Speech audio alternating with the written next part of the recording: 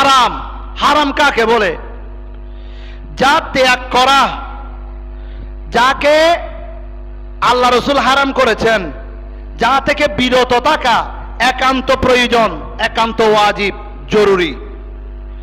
যা হারাম হওয়া শরীয়তের অকাট্য দলিল, কোরআন সুন্নাহর মাধ্যমে প্রমাণিত হয়। যেগুলিকে কোরআন সুন্নাহ নিষেধ করে দিয়েছেন এক বাক্যে, তাকে কি করতে হবে? বাদ দিতে হবে।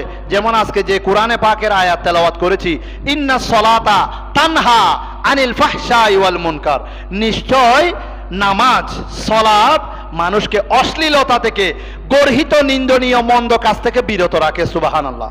তার মানে যে নামাজি, সেই গালিগালাজ করে না, মন্দ বাক্য বলে না। সিবাবুল মুসলিমি ফুসুকুন, মুসলমানকে গালি দেওয়া ফাসিকি, নাফরমানি। তবে নবীকে গালি দিলে, নাউজুবিল্লাহি মিন যালিক, কটাক্ষ করলে, নবীর শানে বিয়াদবি করলে, মান সাব্বা নবিয়ান ফাকতুলু, সাধারণ মুসলমানের ফতোয়া নয়, তাকে কতল করা ওয়াজিব হয়ে যায়। তার একমাত্র শাস্তি মৃত্যুদণ্ড।